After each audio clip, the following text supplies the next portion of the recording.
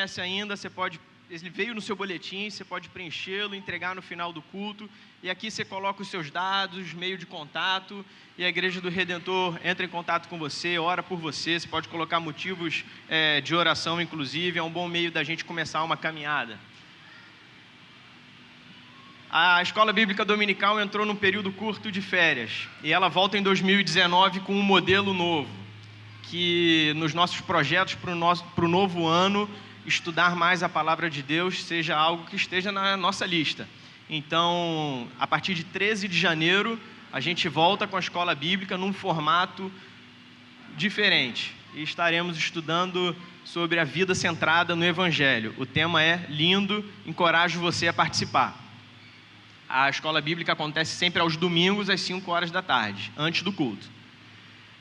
Próximo culto, dia 30, será o nosso culto de Ano Novo, vamos dizer assim, culto de final de ano, e teremos uma pequena confraternização ao final do culto. Então você pode trazer também alguns convidados para fazermos um culto de encerramento do ano, e entrada no ano novo, e teremos uma pequena confraternização no final. E também no dia 13 de janeiro, teremos um luau após o culto. Se não me engano, no ano passado nós também fizemos nessa época, também é uma reunião em que podemos nos confraternizar, passarmos um bom momento com os irmãos de comunhão, e encorajo você também a colocar na sua agenda e participar nesse dia.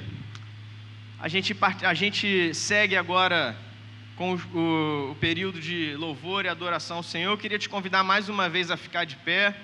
Eu gostaria de ler um salmo para reintroduzir, melhor dizendo, a esse período de louvor. E o salmo é o de número 8.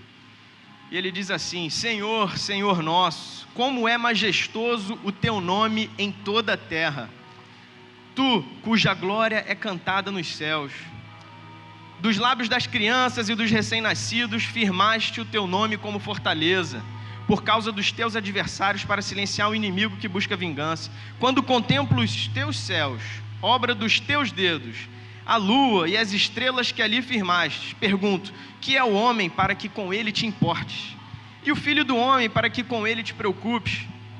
Tu o fizeste um pouco menor do que os seres celestiais e o coroaste de glória e de honra. Tu o fizeste dominar sobre as obras das tuas mãos, sobre os pés tudo puseste. Todos os rebanhos e manadas, e até os animais selvagens, as aves dos céus, os peixes do mar, e tudo que percorre as veredas dos mares. Senhor, Senhor nosso, como é majestoso o teu nome em toda a terra. Irmãos, temos o privilégio de adorar a esse Deus majestoso nessa noite. Que o nosso coração esteja quebrantado e sincero diante do nosso Deus. Amém. Amém. Irmãos, essa noite, que é a última noite, o último domingo, na verdade, né? Antes do Natal, antes da data em que nós comemoramos o nascimento de Jesus, nós estamos encerrando essa série que levou 8 semanas, uma série que teve como título Ame o Seu Vizinho, uma série que foi toda baseada no livro, na primeira carta de João, em 1 João. Então foi uma série expositiva, onde nós tivemos o privilégio, no decorrer desses 2 meses, aprender um pouco mais sobre esse livro tão precioso da Bíblia. Um livro onde fala sobre o amor de Deus de forma muito explícita. Nessas 8 semanas, nós vimos que a palavra de Deus fala conosco claramente sobre a nossa responsabilidade de amar o próximo como resultado do nosso amor a Deus. Que quando nós amamos a Deus, consequentemente nós amamos os nossos irmãos, porque nós passamos a fazer parte de uma grande família. Somos adotados por Deus como filhos, através do sacrifício de Jesus Cristo, e isso implica que, se nós nos tornamos filhos desse Pai, nós recebemos também muitos irmãos. E assim como todo pai espera que o seu filho o ame, ele espera também que os seus filhos se amem, que os irmãos se amem. E nesse domingo, que é o último domingo antes do Natal, uma data em que nós comemoramos o nascimento de Jesus, uma data também que gera, em alguns contextos, algumas controvérsias pelo fato de que certamente Jesus não nasceu nessa época do ano, exatamente no dia 25 de dezembro. Outros questionam a celebração do Natal por conta da sua origem, e isso em muitos contextos evangélicos gera uma certa discussão. Uma discussão que, ao meu ver, é inútil, é completamente desnecessária, porque no final das contas, toda essa discussão tira o foco de uma realidade, de uma certeza de que todos nós que cremos em Jesus Cristo temos, é que um dia Jesus nasceu.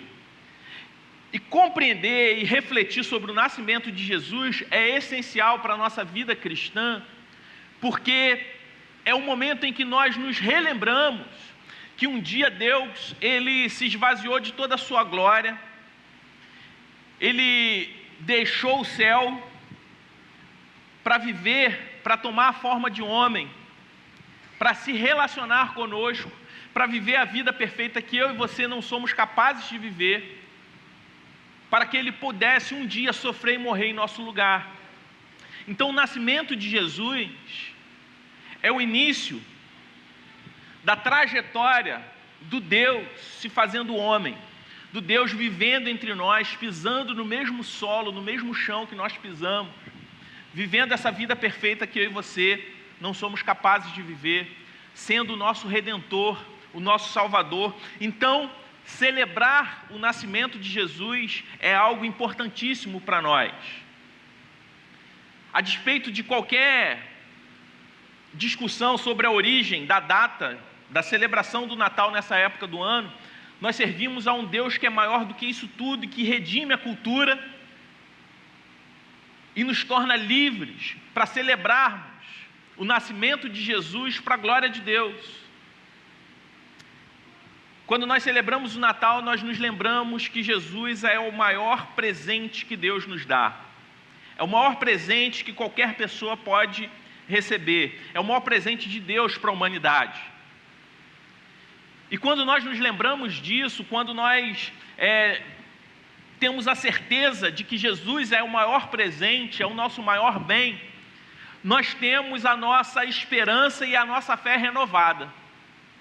E é interessante porque o propósito dessa carta de João, a primeira carta de João, tinha esse propósito: renovar a fé daqueles irmãos, reavivar a fé daqueles irmãos. Aqueles irmãos, eles estavam vivendo em um ambiente onde alguns ataques, algumas ideologias contemporâneas daquela época estavam colocando em dúvida alguns pontos essenciais da fé cristã. Então o apóstolo João escreve essa carta para encorajar, para reanimar aqueles irmãos. E nessa noite, antes da gente celebrar o Natal, amanhã, na véspera do Natal, dia 25, nós estaremos comemorando o Natal, cada um, na sua família, ou reunido em casa, com amigos, enfim. Nós precisamos nos lembrar que essa data é muito mais do que um dia ou uma noite de mesa farta, de troca de presente, mas é um dia de renovarmos a nossa fé, de renovarmos a certeza daquilo que Deus fez por nós, que foi enviar Jesus Cristo como o maior presente para nós. E eu gostaria de ler os últimos versículos de 1 João, lá no capítulo 5, você que está com a sua Bíblia, te convido a abrir. 1 João 5, a partir do versículo 13 até o 21, as últimas palavras de João nessa primeira carta. O encerramento, a conclusão de tudo que o apóstolo João fala para aqueles irmãos e que Deus fala através da sua palavra para nós hoje. 1 João, capítulo 5, do versículo 13 ao 21. Você que, por acaso, se você tiver sem a sua Bíblia, você vai ter a oportunidade de acompanhar a leitura ali pela projeção, vai estar na mesma versão que eu vou estar lendo. Então, convido você a se colocar de pé nesse momento. Vamos, em reverência à palavra de Deus, vamos ler esse texto. A palavra de Deus diz assim: escrevi-lhes essas coisas a vocês que creem no nome do Filho de Deus, para que vocês saibam que têm a vida eterna.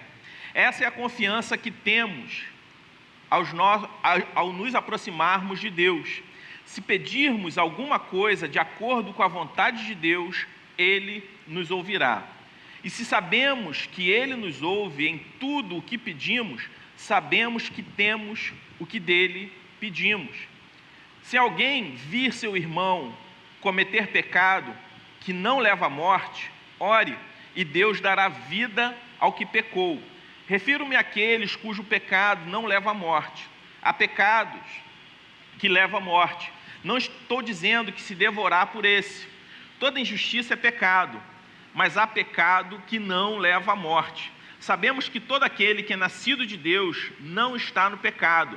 Aquele que nasceu de Deus, Deus o protege, e o maligno não o atinge. Sabemos que somos de Deus e que o mundo todo está sob o poder do maligno. Sabemos também que o Filho de Deus veio e nos deu entendimento para que conheçamos aquele que é o verdadeiro. E nós estamos naquele que é o verdadeiro, em seu Filho Jesus Cristo. Este é o verdadeiro Deus e a vida eterna. Filhinhos, guardem-se dos ídolos. Essa é a palavra de Deus para nós nessa noite. Pode se sentar. João, ele vai encerrar essa carta, onde nós aprendemos de forma exaustiva a respeito do amor de Deus, que quando nós amamos a Deus, Deus ele primeiro toma a iniciativa, primeiro de nos amar, e em resposta a esse amor de Deus por nós, nós amamos a Ele. E esse amor que nós temos por Deus tem como resultado no nosso amor ao próximo, no nosso amor aos nossos irmãos. Então, o amor horizontal é fruto do amor vertical. E esse amor, tem várias implicações, esse amor ao próximo. Nós aprendemos no decorrer dessas 8 semanas que amar ao outro significa amar de forma sacrificial, através de atitudes, é um amor prático, que amar a Deus implica em obedecê-lo, que nós demonstramos o nosso amor a Deus obedecendo a Ele. Aprendemos também que o amor a Deus consiste em ser fiel à palavra de Deus, em pedir a Deus discernimento aos falsos ensinos e aos falsos mestres, porque se amamos a Deus, nós precisamos nos apegar à fidelidade à sua palavra, e que amor não é simplesmente algo que se sente, mas algo que se pratica. E o amor, ele tem sempre compromisso com a verdade. E isso joga por terra todo conceito distorcido sobre o amor, daquele amor romântico, baseado simplesmente num sentimento e não em atitudes. Nessa última sessão do livro, João ele vai nos encorajar, ele vai nos ensinar a respeito da certeza e da confiança que é gerada em nós, quando nós sabemos, temos a consciência a respeito do amor de Deus por nós. João ele vai nos exortar de várias maneiras, sobre vários aspectos, várias implicações do amor a Deus contidos nesse livro, a fim de moldar o nosso entendimento, para que a gente possa ter um conhecimento correto a respeito da vida eterna. E Deus faz isso por intermédio da sua palavra. A gente tem uma mente imperfeita, nós somos imperfeitos e não temos a capacidade de compreender todas as verdades da eternidade. Mas Deus ele envia o Espírito Santo, Deus ele nos dá a sua palavra, para que a gente possa entender a profundidade do seu amor. O nosso coração é estreito demais para poder compreender todas as dádivas de Deus. Por isso a gente precisa ser constantemente exortado, admoestado, encorajado a nos lembrar a respeito do amor de Deus. E é interessante a gente celebrar o Natal todo ano, a gente comemorar o nascimento de Jesus a todo ano, porque nós precisamos constantemente nos lembrar que Jesus nasceu um dia. Nós precisamos nos lembrar constantemente do advento, da vinda de Jesus, do Deus que se fez homem por nós.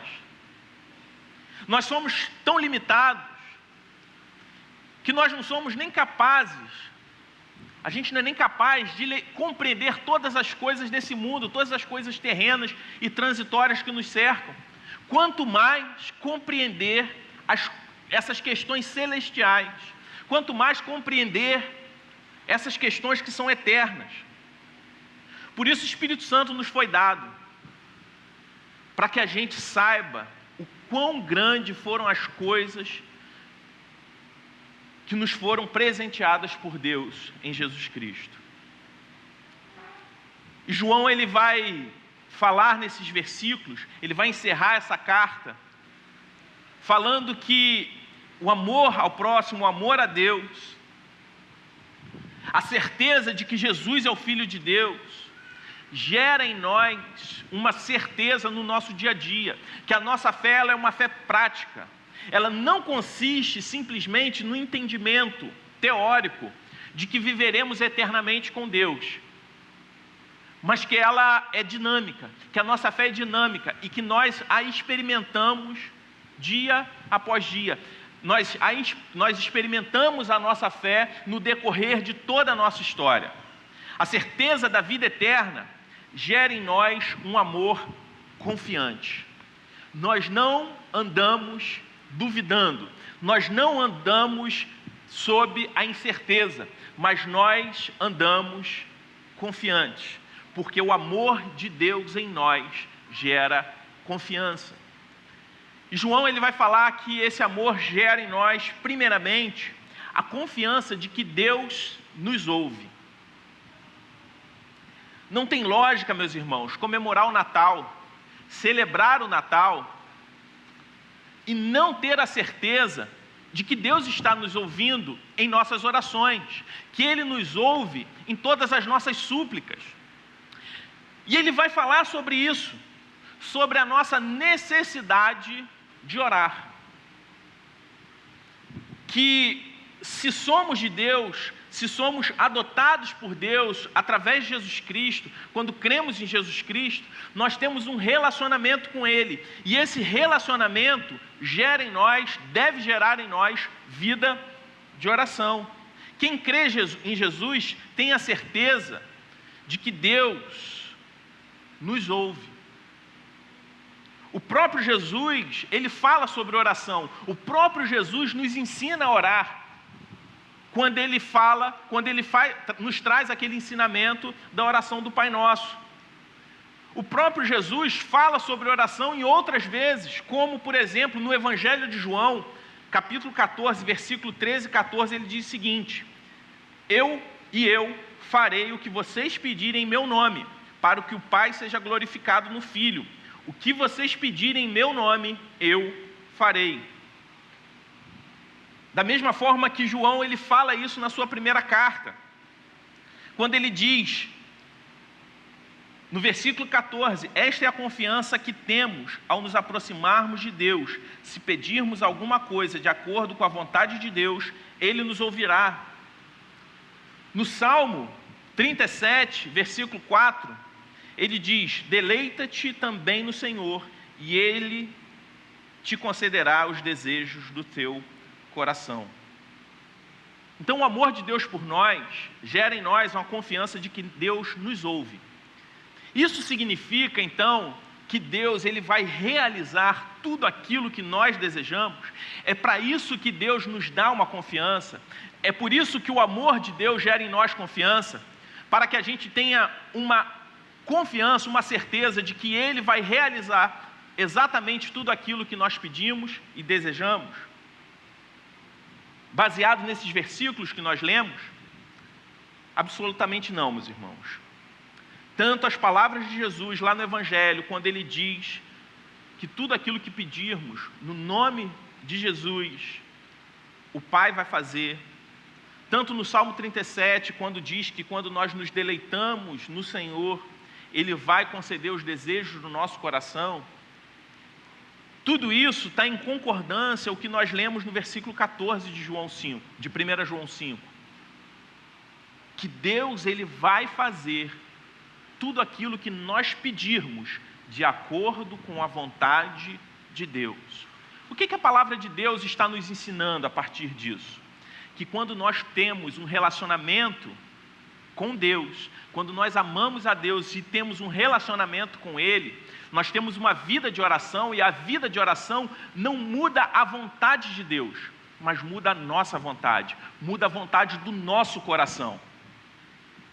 Que os nossos desejos, que a nossa vontade passe a estar alinhada com a vontade de Deus.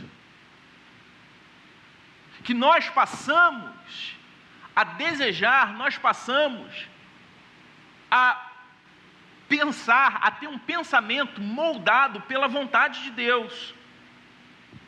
A nossa oração não muda a vontade soberana do nosso Pai, mas muda a nossa vontade. A nossa oração não muda o caráter santo de Deus, mas muda o nosso caráter. A palavra de Deus diz que quando nós somos adotados por Deus, nós recebemos a mente de Cristo. Não que a gente passe a ser perfeito, que a gente passe a ser exatamente igual a Jesus, porque nós não temos a capacidade de ser igual a Jesus, porque nós continuamos convivendo com uma dupla natureza. A natureza do pecado continua existindo em nós, mas isso significa que nós somos moldados à mente de Cristo dia após dia. Que apesar dos nossos pecados, o caráter de Deus vai sendo progressivamente forjado em nós.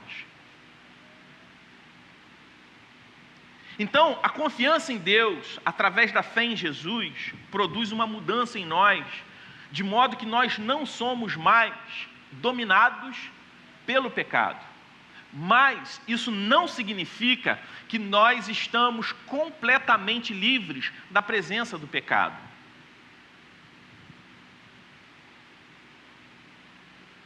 Isso não modifica, essa confiança não modifica simplesmente as nossas atitudes, mas modifica as nossas vontades. O amor confiante de Deus vai modificando progressivamente as nossas vontades e, consequentemente, modifica também as nossas atitudes. Então, qual é a vontade de Deus para as nossas orações? É que a vontade de Deus para nós é que todo filho dele deve levar a ele, primeiramente, as suas petições. Que você pode pensar assim: se a minha oração não muda a vontade de Deus, se Deus é soberano, se aquilo que eu desejo, se não for exatamente aquilo que Deus quer, não vai adiantar nada, então eu não devo orar. Talvez você já tenha, em algum momento da sua vida, se pego pensando dessa forma. Mas não é isso que a palavra de Deus diz. A palavra de Deus nos encoraja a levar ao Senhor todas as nossas angústias, todas as nossas petições. Porque se os nossos desejos, se as nossas petições estiverem de acordo com a vontade de Deus, Deus ele vai agir exatamente no tempo certo. E se não tiver, o Senhor, Ele vai nos levar a compreender a sua boa, perfeita e agradável vontade. Deus, Ele não vai mudar, mas Ele vai mudar o nosso coração. Deus, Ele vai nos mostrar a verdade. É através da oração que nós somos moldados. Então, a nossa oração, antes de tudo, é uma demonstração de dependência, de reconhecimento do poder de Deus. A oração deve ser segundo a vontade de Deus e em nome de Jesus, como nós vimos aqui. E nós precisamos orar não simplesmente para que Deus satisfaça tudo aquilo que a gente quer, mas nós precisamos orar porque nós precisamos ser lavados dos nossos pecados, nós precisamos ser perdoados e também estarmos prontos a perdoar. A oração gera em nós intimidade com Deus e nos torna, nos molda a estarmos aptos também a perdoar. Porque Jesus, quando nos ensina a orar, Ele fala: Senhor, perdoa as nossas dívidas, assim como também temos perdoado aqueles que nos têm ofendido.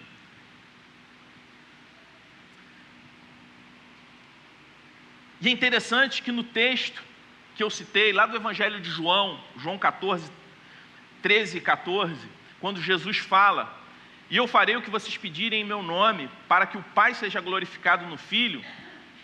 O que vocês pedirem em meu nome eu farei. Quando Jesus fala isso, no versículo 15, se eu não me engano, logo em seguida, ele fala que nós devemos desejar obedecer os seus mandamentos.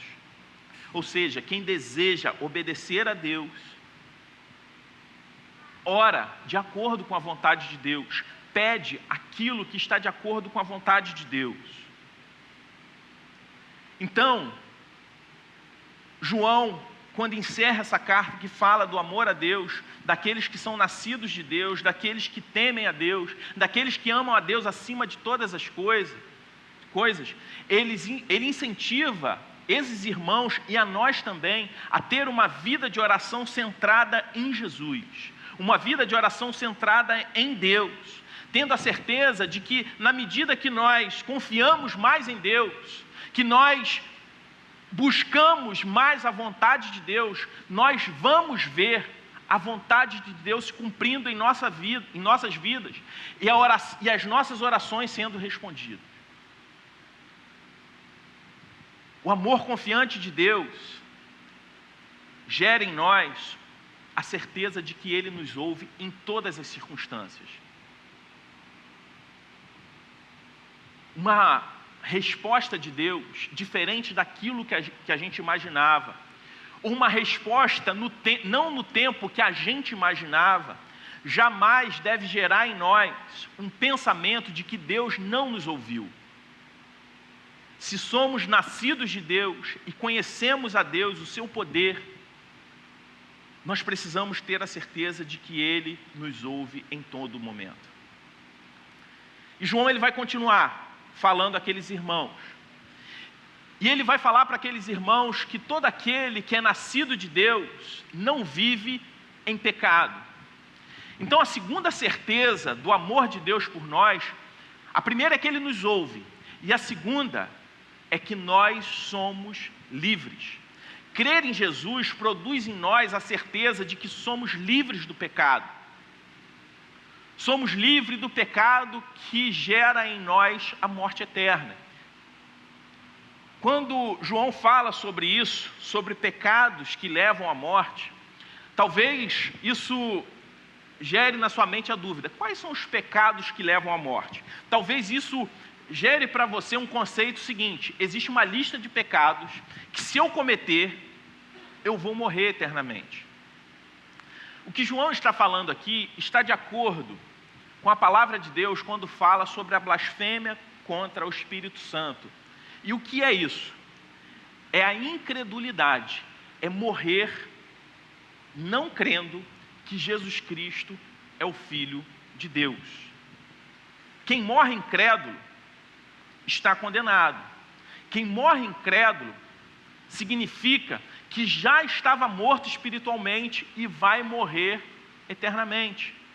A incredulidade, sobretudo na vida comunitária, de não confessar Jesus como Cristo, é uma forma de manifestação do anticristo, como nós vimos algumas semanas atrás, quando nós meditamos na palavra sobre testar os espíritos. E a incredulidade, muitas vezes, não se dá sob uma negação completa de Jesus, sobre a existência de Jesus, mas tirando de Jesus o seu aspecto divino, tirando de Jesus o fato de que ele é o Filho de Deus e projetando nele simplesmente um personagem histórico e revolucionário. Mas, ao mesmo tempo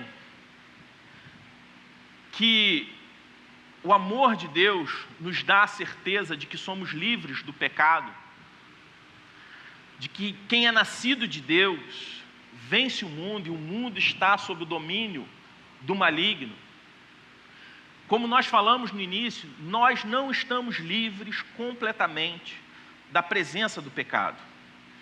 Embora a gente esteja livre do controle do pecado, que é essa falsa liberdade, esse falso conceito de liberdade que o mundo tem,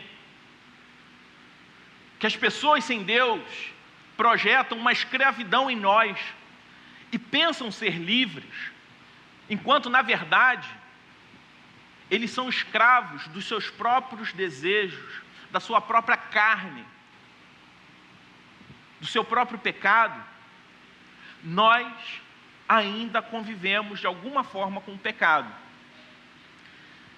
E João ele vai falar o seguinte, no versículo 16: se alguém vir seu irmão cometendo pecado que não leva à morte, ore, e Deus dará a vida ao que pecou. O que ele está falando aqui? Que todo pecado cometido na comunidade de fé precisa gerar em nós intercessão e restauração. Que é dever nosso orar pelos nossos irmãos que estão em pecado. Que nós demonstramos amor aos nossos irmãos, pedindo a Deus que restaure a vida desses irmãos. Todo pecado na comunidade deve gerar em nós restauração e intercessão. Esse conselho não está desconectado, meus irmãos, da instrução sobre oração. João ele vai falar sobre como tratar o pecado na comunidade. Logo após falar sobre oração, ele não vai fazer isso à toa. O que a palavra de Deus está dizendo é o seguinte: Deus, ele sempre nos ouve, certo?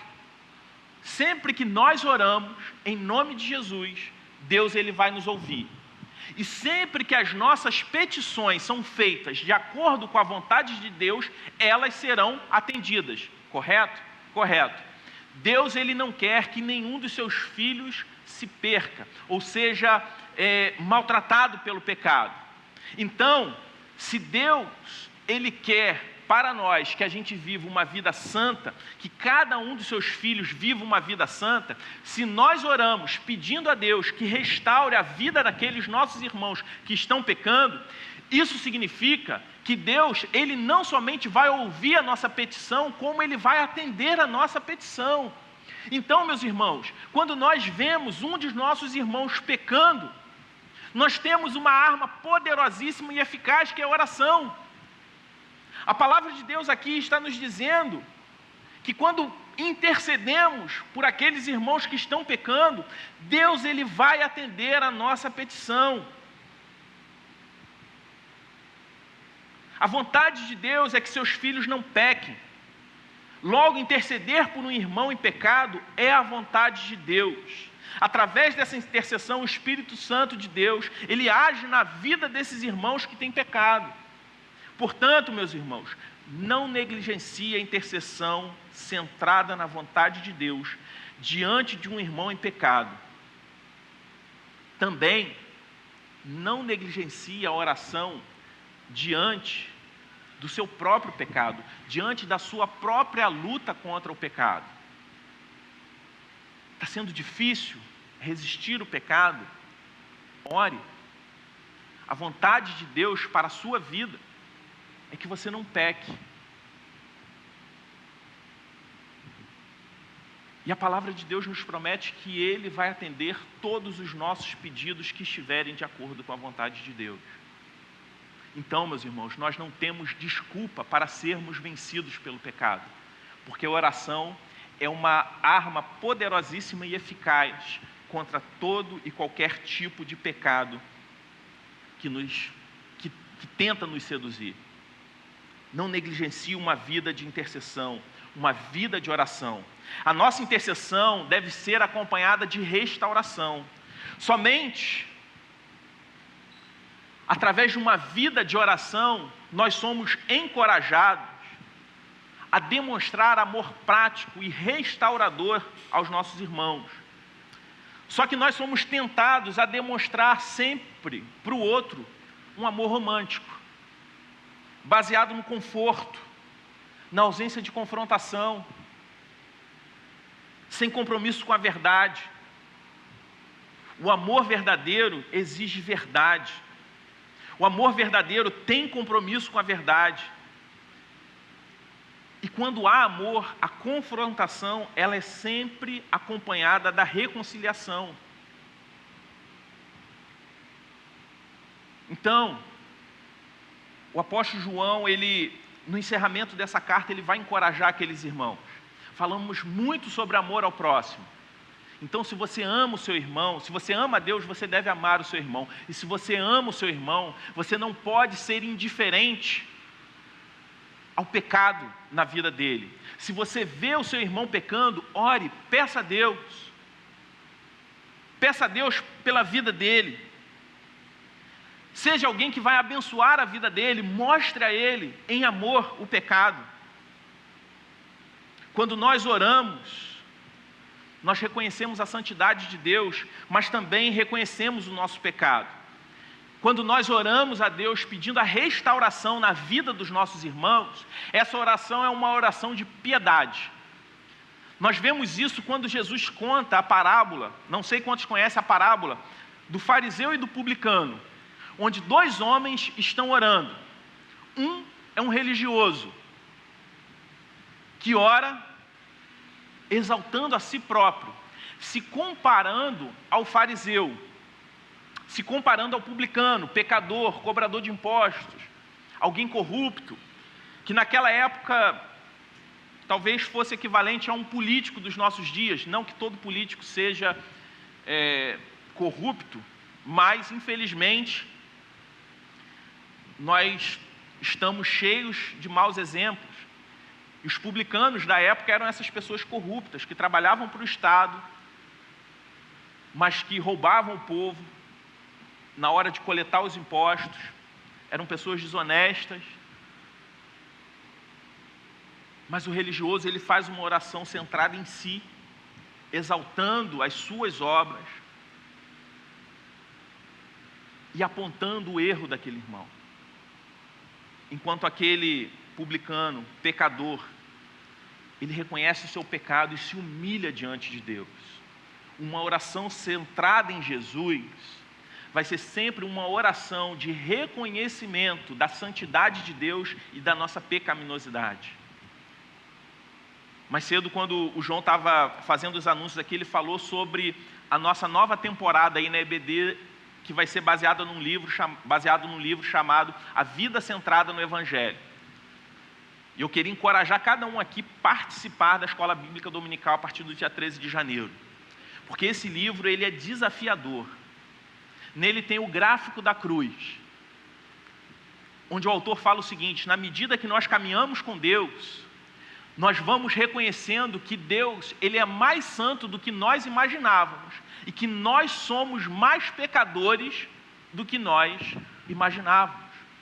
Então quem ora, quem tem relacionamento com Deus, reconhece dia após dia que Deus é santo e que nós somos pecadores. Então a oração, a intercessão pelo nosso irmão, ela nunca é acompanhada por um sentimento farisaico, de apontamento, de julgamento, de nos colocar em um patamar acima do outro, numa classe de pessoas superior ao outro, mas entendendo que aquele irmão está em pecado, mas que nós também somos pecadores, e que se não fosse o Espírito Santo de Deus atuando em nós, nós também estaríamos praticando as mesmas coisas ou coisas piores. Então a nossa intercessão pelo próximo, ela é sempre acompanhada de piedade. E a gente precisa lutar contra o pecado na nossa vida e na nossa comunidade de fé. Porque a presença do pecado gera no crente perda da alegria da salvação. Não tira de nós exatamente a salvação, nós que já fomos salvos. A prática do pecado, como o próprio João diz, não aqueles que pecam, aqueles pecados que não são para a morte, que é a incredulidade. Mas o pecado rouba do crente a alegria da salvação. Rouba de nós o testemunho cristão que glorifica a Deus. Porque Deus forma para si uma comunidade, Ele forma para si a igreja, que manifesta o mundo o seu caráter. Então esse amor confiante de Deus gera em nós a certeza de que Ele nos ouve, gera em nós a certeza de que nós somos livres, mas gera também em nós a certeza de que nós somos guardados por Deus, somos protegidos por Deus, como o próprio apóstolo João ele fala no encerramento dessa carta. A certeza de que nós somos de Deus, que nascemos dele, isso gera em nós a certeza de que Ele nos guarda e que Ele nos protege desse mundo que jaz do maligno. O cuidado e a proteção de Deus nos assegura a vitória sobre o pecado pelo poder de Cristo. Gera em nós a certeza que estamos sob o controle de Deus. E a nossa fé, ela é prática. Nós experimentamos a fé ao decorrer da nossa história. Estamos assegurados contra o pecado, contra o domínio do pecado. Somos livres, somos libertos da culpa do pecado. Como o próprio texto diz, todo aquele que é nascido de Deus não peca, não vive em pecado.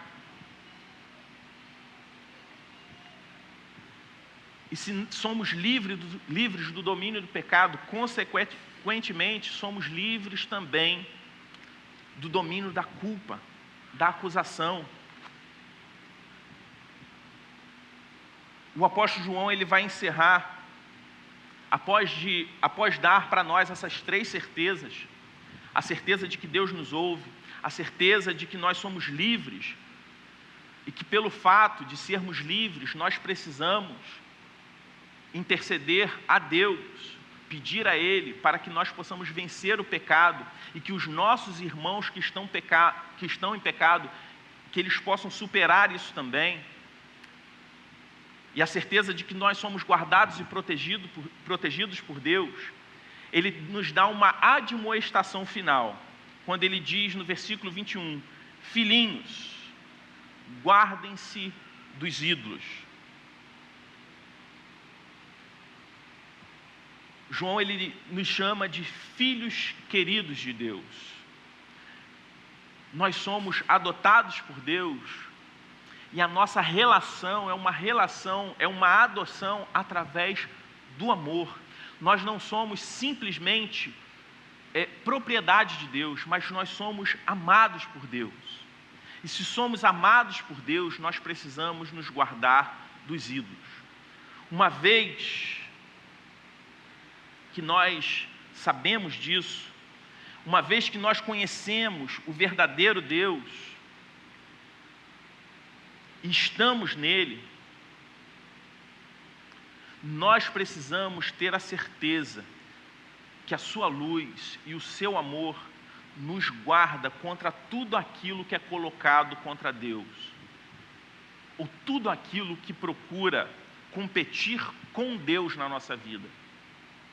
João nos ensina que a nossa identidade como filhos amados de Deus, que amam uns aos outros como irmãos que somos, precisa gerar em nós de que Deus precisa ser o centro da nossa vida, que nós precisamos lutar contra tudo aquilo que é colocado em nossa vida contra Deus ou procura competir com Deus em nós.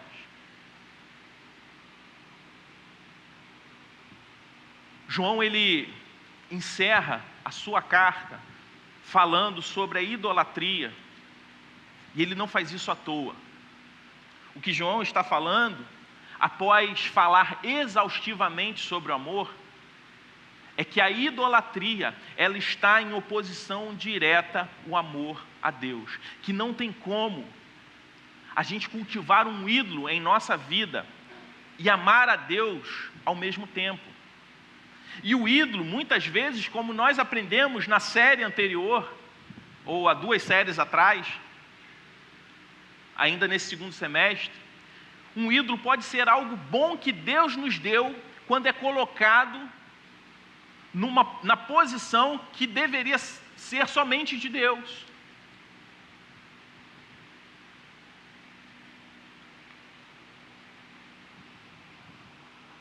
João, ele integra na sua carta todos os elementos da humanidade de Jesus para nos mostrar a nossa identidade em Deus.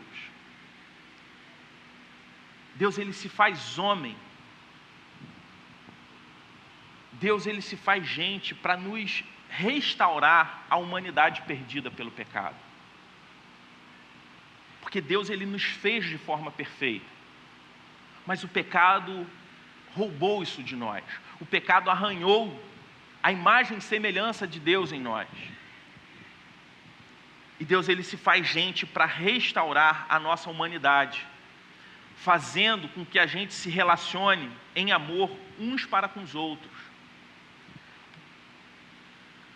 João, ele não introduz a idolatria à toa nessa última frase, para encerrar essa carta. O motivo é simples. O ídolo é um Deus que não tem nada de Deus. O ídolo é um Deus despersonalizado, que não se relaciona. É um Deus que pode ser manipulado para outros fins egoístas. É um Deus que é utilizado para os nossos próprios interesses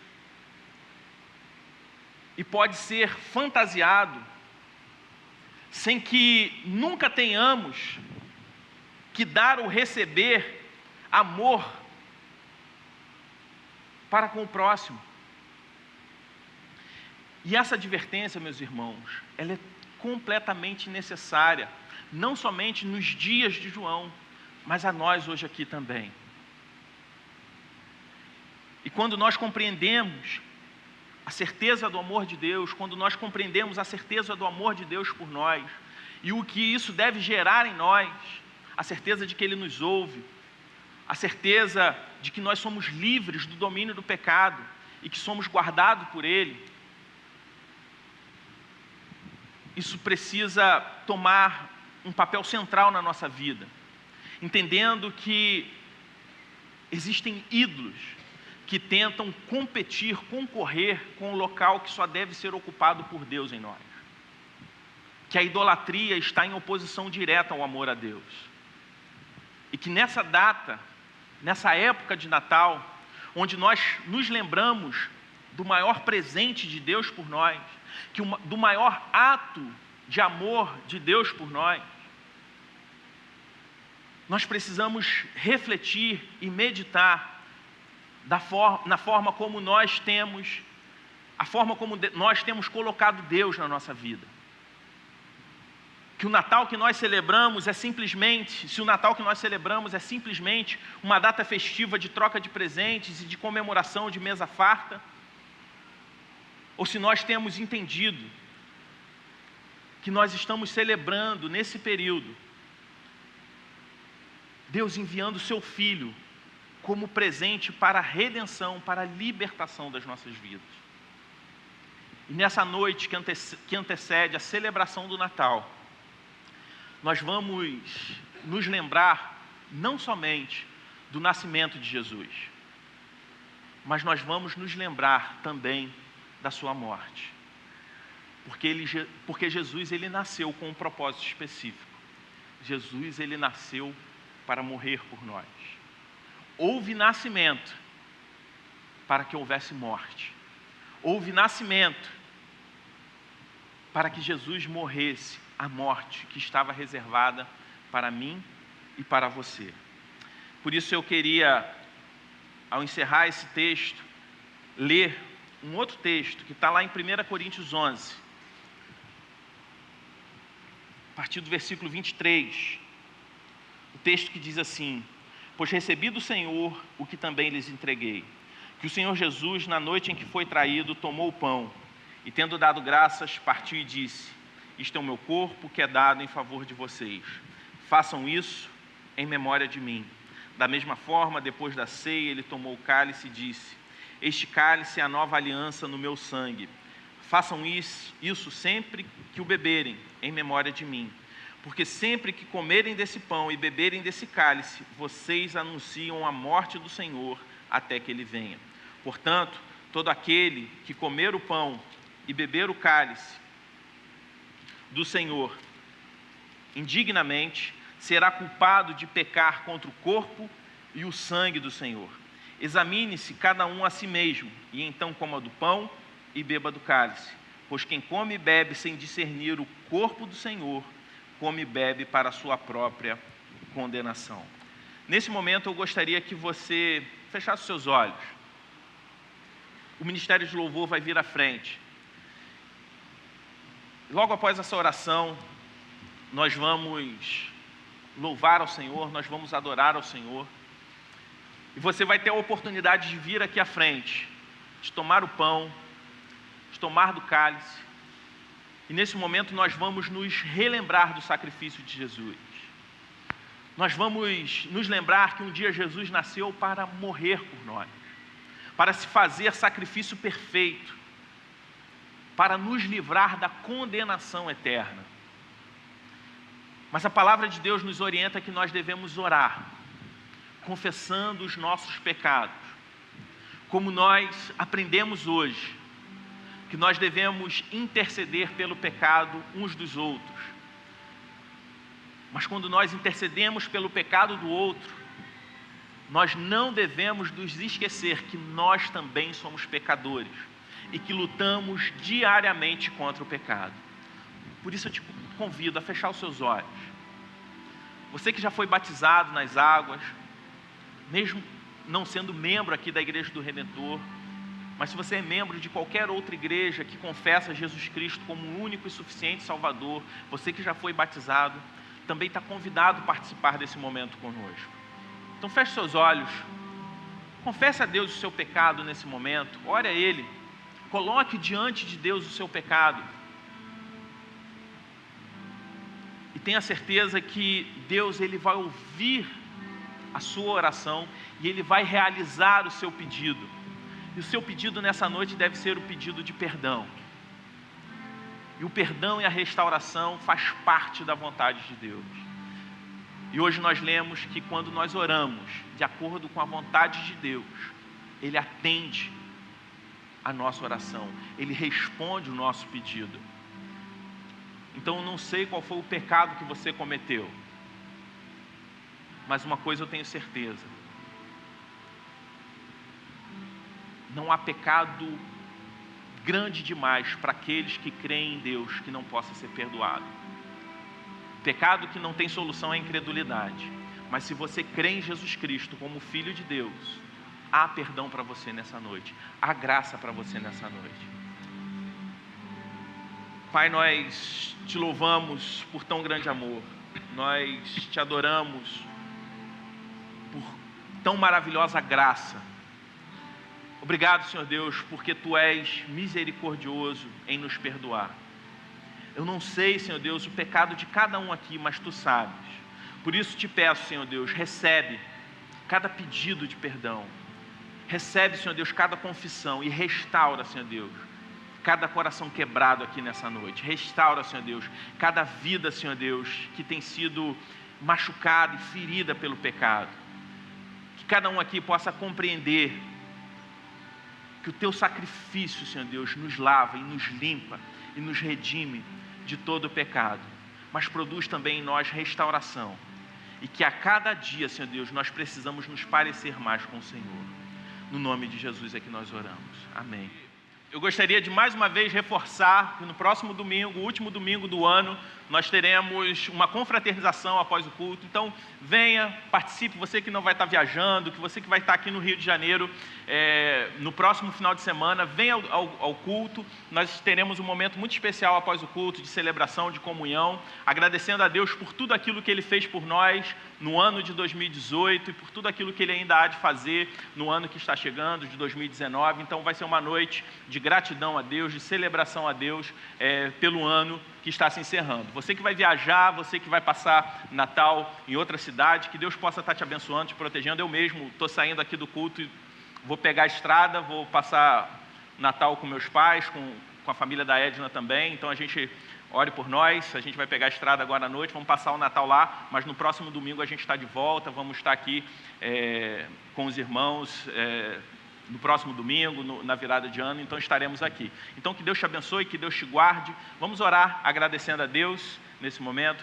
Pai, te agradeço, obrigado, Senhor Deus, por essa noite, obrigado por esse culto de celebração ao Senhor, que o Senhor possa nos abençoar, que o Senhor possa abençoar cada vida aqui, que possamos, Senhor Deus, sair daqui cheios, renovados, Senhor Deus, pelo poder que está na Tua Palavra.